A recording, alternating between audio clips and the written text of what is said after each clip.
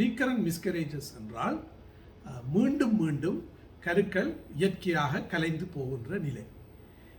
ஒருவர் பல ஆசைகளுடன் கனவுகளுடன் கற்பம் தரித்து விட்டோம் என்று ஒரு சந்தோஷமாக இருக்கின்ற ஒரு தருணத்தில் கருவை ஒன்று தானாகவே கலைந்து போய்விட்டது என்று அவர் அறிந்தால், அப்படி ஒன்று நடந்தால், அந்த தம்பதிகள் எவ்வாறு துயரப்படுவார்கள், துன்பப்படுவார்கள் என்பது எல்லோரும் அறிந்த விடயம். துரதிர்ஷ்டவசமாக சிலருக்கு இது ஒரு முறை நடக்கும், சிலருக்கு இது மீண்டும் 2வது முறை கூட இவ்வாறு நடக்கக்கூடிய வாய்ப்புகள் இருக்கின்றன. இதனைத்தான் நாங்கள் ரீகரண்ட் மிஸ்கரேஜ் என்று சொல்கின்றோம். ஒரு முறை இயற்கையாக கரு கலைந்து போய்விட்டால் நாங்கள் இது ஒரு சாதாரண நிகழ்வு, மீண்டும் அடுத்த முறை நீங்கள் கற்பம் தரித்து ஒரு ஆரோக்கியமான குழந்தையை பெற்றெடுங்கள் என்று ஒரு ஆறுதலை சொல்லிவிடலாம். ஆனால் இதே நிகழ்வு 2வது முறையும் நடந்தால் அதை இன்றைய வரைவிலக்கணத்தில் அது மீண்டும் மீண்டும் நடக்கின்ற ஒரு ரீகரண்ட் மிஸ்கரேஜ் என்று சொல்கின்றோம். முன்னைய காலங்களில் நாங்கள் 3 முறை, ஒரு முறை, 2வது முறை, 3 முறை இயற்கையாக கலைந்தால்தான் அது ரீகரண்ட் மிஸ்கரேஜ், இது ஒரு பிரச்சனை இருக்கிறது, இதற்கான பரிசோதனைகள் ஆரம்பிக்க வேண்டும் என்று முடிவெடுத்தோம். இப்பொழுது 2 முறை நடந்தவுடனேயே, முதல் ஒரு முறை கரு கலைந்து போய்விட்டது, 2வது முறையும் கரு கலைந்து போய்விட்டது என்று சொன்னால் இது ஏதோ ஒரு பிரச்சனை இருக்கிறது, இதற்கு பரிசோதனைகள் அவசியம், பரிசோதிக்கப்பட வேண்டும் என்ற ஒரு முடிவுக்கு வருகின்றோம். ரீகரண்ட் மிஸ்கரேஜ் என்ற ஒரு முடிவுக்கு வருகின்றோம்.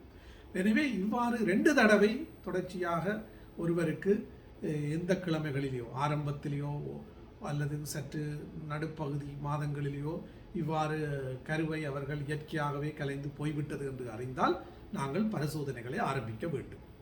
இவ்வாறு மீண்டும் மீண்டும் கலைந்து போவதற்கு நாங்கள் காரணங்களை பார்த்தோம் என்று சொன்னால் பல பரிசோதனைகள் இருக்கிறது. அவ்வாறு பரிசோதனைகளை செய்கின்ற பொழுது நமக்கு கிடைக்கின்ற பெறுபேறுகளை வைத்து பார்த்தால் கிட்டத்தட்ட 65-70% மாணவருக்கு எந்த பிரச்சனையுமே இல்லை, எல்லாம் நோமலாகத்தான் வருகிறது. அந்த பரிசோதனைகள் இருக்கிறது, ஆனால் நாங்கள் செய்து பார்க்கின்ற பொழுது 65-70% மாணவர்களுக்கு பரிசோதனைகள் நோமல் என்ற ஒரு நிலைமையே வருகிறது, ரிப்போர்ட் எல்லாம் நோமல். அப்படி இருந்தும் மிகுதி 35-40% மாணவர்களுக்கு ஏதோ பிரச்சனைகள் இருப்பதை கண்டறிகின்றோம். எனவே இவ்வாறு நாங்கள் பரிசோதனைகள் செய்கின்ற பொழுது அந்த முதல் 3 மாதங்களில் நடக்கின்ற அந்த இயற்கையான மிஸ்கரேஜஸ், இயற்கையாக கருகலைந்து போகின்ற நிலைமைகள், அதிலே பின்னணி வந்து பார்த்தால் அந்த தம்பதிகளிலே ஏற்படுகின்ற ஒரு நிறமூத்த குறைபாடுகள் தான் காரணமாக இருக்கிறது. நிறமூத்த குறைபாடுகள் தான் காரணமாக இருக்கிறது. அவ்வாறான நிறமூத்த குறைபாடுகளிலே நாங்கள் இந்த நிகழ்வு நடந்து கொண்டு வருகின்றோம். இதனால் நாங்கள் 2 முறைக்கு மேலே ஒருவருக்கு இயற்கையாக கருகலைந்தால் கணவன் மனைவி 2 பேரது இரத்தத்திலையும் நிறமூத்த பரிசோதனை ஒன்று செய்ய வேண்டிய ஒரு கட்டாயம் இருக்கின்றது.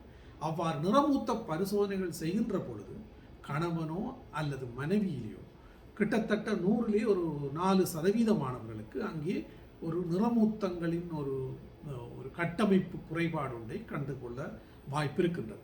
4% மாணவர்களில் நிறமூத்த கட்டமைப்பிலே குறைபாடுகளை கண்டு கொள்ளக்கூடிய வாய்ப்பு இருக்கின்றது. இவ்வாறு கண்டறிந்தால் நாங்கள் அடுத்து இவரை எவ்வாறு ஒரு சாதாரண ஒரு சிறந்த ஆரோக்கியமான குழந்தையை கற்பம் தரிக்க வைக்கலாம் என்ற ஒரு திட்டத்துக்கு போகக்கூடியதாக இருக்கும். எனவே இந்த நிறமூத்த பரிசோதனைகள் ஒன்று அவசியமாகின்றது. 2 முறைக்கு மேலே இவ்வாறு இயற்கையாக கரு கலைந்து போய்கொண்டிருந்தார்.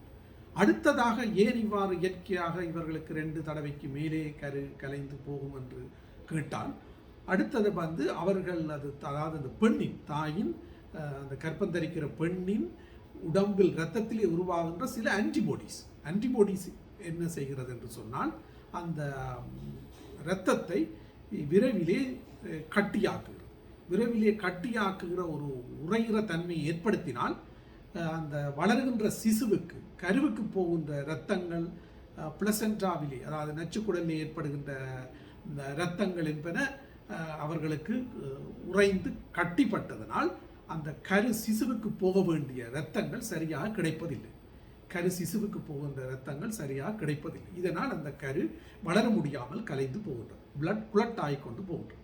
எனவே இந்த பரிசோதனைகளை நாங்கள் இரத்தத்திலே கண்டறிந்து உறுதிப்படுத்தினால் இவர்களுக்கு அடுத்த முறை கர்ப்பம் தரிக்கின்ற பொழுது இரத்தம் உறையாமல் இருப்பதற்கான பரிசோதனைகளை நாங்கள் கொடுக்கலாம். இரத்தம் உறையாமல் இருப்பதற்கான பரிசோதனைகளை, அந்த மருந்துகளை கொடுக்கலாம். அவ்வாறான மருந்துகளை கொடுத்தால், இரத்தம் அதாவது ஆஸ்பிரின் மற்றது ஹெப்பாரின் போன்ற மருந்துகளை கொடுத்தால் இந்த சிசுவுக்கு போகிற இரத்தங்கள் கட்டிப்படாமல் உறையாமல் தொடர்ந்து போய்கொண்டிருந்து அந்த கலைந்து போகாமல் வளரக்கூடிய வாய்ப்பு இருக்கிறது. இதை தவிர கர்ப்பப்பை கட்டமைப்பில் ஏதாவது மாற்றங்கள், கர்ப்பப்பைக்குள்ளே ஃபைப்ரோய்ட் கட்டிகள் அல்லது கர்ப்பப்பைக்குள்ளே சுவர்கள் இருந்தால் கூட 4-5 மாதங்களிலே கற்கள் கலைந்து போகக்கூடிய வாய்ப்பு இருக்கிறது. இவற்றை கண்டறிந்தால் நாங்கள் ஹிஸ்டரஸ்கோபி பரிசோதனை கூடாக, ஹிஸ்டரஸ்கோபி சத்திர சிகிச்சை கூடாக அந்த கர்ப்பப்பை கட்டமைப்புகளை நாங்கள் சீர் செய்து கர்ப்பப்பை உள்ளே வளர்ந்திருக்கிற ஃபைப்ரோய்டுகளை அகற்றி அடுத்த முறை எந்த சிக்கலும் இல்லாமல் உங்கள் கர்ப்பம் தொடர்ந்து ஒரு குழந்தையை பெற்றெடுப்பதற்கு உதவி செய்யக்கூடிய வகையிலே நாங்கள் அந்த நிலைமையை மாற்றலாம். இதை தவிர சிலருக்கு 3 மாதங்களுக்கு பின்னர் 4-5 மாதங்களிலே கர்ப்பப்பை வாசல் சர்விக்ஸ் என்பது பலவீனம் அடைந்து 5-6 மாதங்களிலே கருவை வெளியே அனுப்பி விடுகிறது. இவ்வாறான ஒரு நிலைமை ஏற்பட்டால், இவ்வாறான நிலைமையை நாங்கள் அறிந்தால் கர்ப்பப்பை வாசலை சர்விக்ஸை பலப்படுத்துவதற்கு சர்விக்ஸை சுற்றி ஒரு கட்டு போடுகின்றோம். சர்க்லாஜ் என்று சொல்வார்கள், ஸ்டிச் பண்ணுகிறது என்று சொல்வார்கள். அந்த 3 மாதங்கள் முடிந்த பின்னர் அந்த கட்டை போட்டால் கர்ப்பப்பை வாசலை சற்று பலப்படுத்தி விடலாம். இது போன்ற சிகிச்சை முறைகள் மூலம் உங்களுக்கு அந்த அடுத்து வருகின்ற கர்ப்பத்தை எந்த பிரச்சனைகளும் இல்லாமல் நாங்கள் கொண்டு செல்லக்கூடியதாக இருக்கின்றது. எனவே கர்ப்பம் ஆனது ஒருவர் கருத்தரித்து 2 தடவைக்கு மேலே அல்லது 2 தடவைக்கு மேலே இயற்கையாக கலைந்து போவது என்று சொன்னால் இப்பொழுதைய மருத்துவத்தின்படி நாங்கள் பரிசோதனைகள் செய்து பார்க்க வேண்டியது அவசியம். அதிலே முதலாவது கணவன் மனைவி 2 பேரிலும் நிறமூத்த பரிசோதனை. அடுத்தது அந்த பெண்ணிலே இரத்தம் எளிதில் உறைகின்ற அந்த பிளட் ஆகிறதுக்கான ஆன்டிபாடிஸ் உருவாகிறதுக்கான காரணிகள் இருக்கிறதா என்பதற்கான பரிசோதனைகள். மற்றது கர்ப்பப்பையின் கட்டமைப்பு, கர்ப்பப்பைக்குள்ளே வளர்கிற கட்டிகள் தொடர்பான பரிசோதனைகள், கர்ப்பப்பை வாசல் பலவீனமா என்பதற்குரிய ஸ்கேன் பரிசோதனைகள் என்பன செய்து நாங்கள் உங்களுக்கு மீண்டும் இந்த நிலை நடக்காமல் செய்வதற்கு என்ன சிகிச்சைகள் வழங்கலாம் என்று நாங்கள் திட்டமிடலாம். எனவே இவ்வாறு மீண்டும் மீண்டும் கலைந்து போனால் நீங்கள் இது குறித்து கவலை, அச்சம் வேண்டாம். இதற்கு இன்றைய மருத்துவத்தில் சிகிச்சைகள் இருக்கிறது. இதை சரியான முறையில் அணுகலாம் என்று கூறி விடைபெறுகிறேன். நன்றி, வணக்கம்.